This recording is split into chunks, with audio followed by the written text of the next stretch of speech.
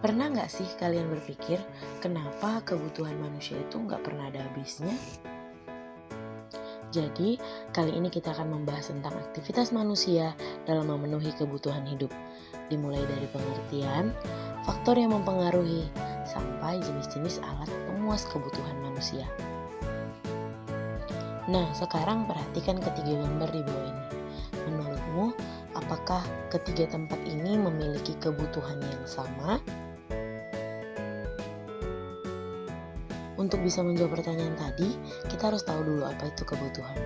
Kebutuhan adalah segala sesuatu yang dibutuhkan manusia untuk mempertahankan kelangsungan hidupnya. Contoh nih di gambar, sebagai siswa untuk bisa belajar butuh apa saja ya?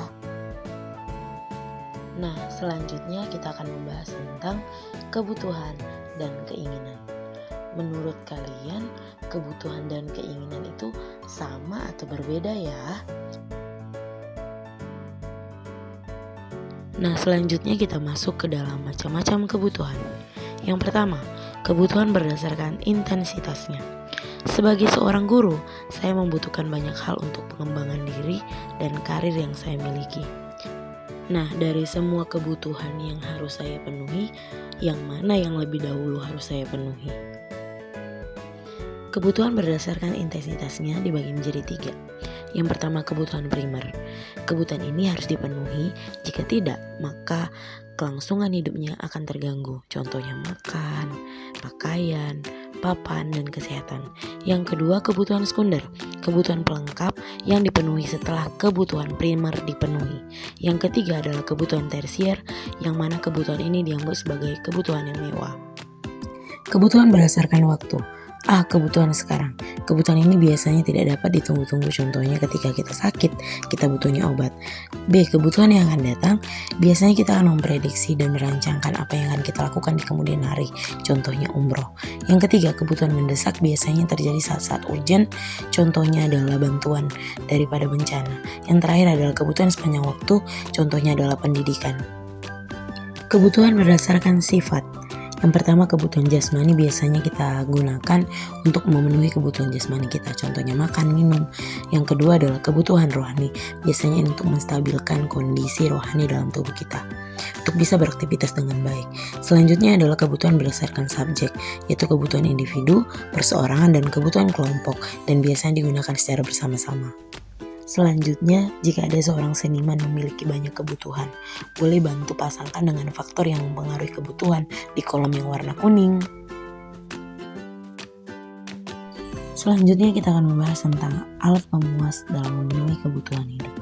Yang pertama adalah barang bebas, di mana barang ini jumlahnya banyak bahkan tidak memerlukan pengorbanan untuk memperolehnya. Contohnya adalah sinar matahari. Yang kedua adalah barang ekonomis. Barang ini membutuhkan pengorbanan untuk bisa mendapatkannya. Contohnya uang untuk beli makanan. Yang ketiga adalah barang ilit. Jika barang ini berlebih maka mengakibatkan bencana. Contohnya api. Selanjutnya adalah alat pemuas kebutuhan berdasarkan kebutuhannya dengan barang lain. Yang pertama adalah substitusi, biasanya disebut sebagai barang pengganti. Contohnya ketika tidak ada beras, maka kita bisa makan singkong. Nah, yang kedua adalah barang komplementer, biasanya bahan pendamping. Bila minum kopi, harusnya ada gula. Selanjutnya adalah alat pemuas kebutuhan berdasarkan tujuan penggunaannya. Contoh, ada mesin jahit untuk menjahit. Kemudian yang selanjutnya adalah barang konsumsi. Biasanya barang ini digunakan untuk bisa dikonsumsi.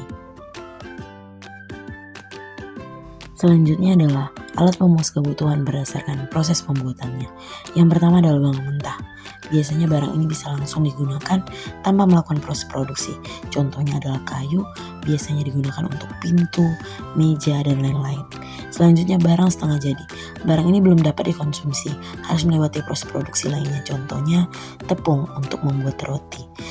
Yang terakhir adalah barang jadi. Biasanya barang ini digunakan untuk memenuhi kebutuhan hidup manusia. Contohnya ada meja, lemari, dan lain-lain. Jadi bagaimana? Udah tahu kan jawabannya kenapa kebutuhan manusia itu tidak pernah ada habisnya? Demikianlah pembelajaran kita di hari ini.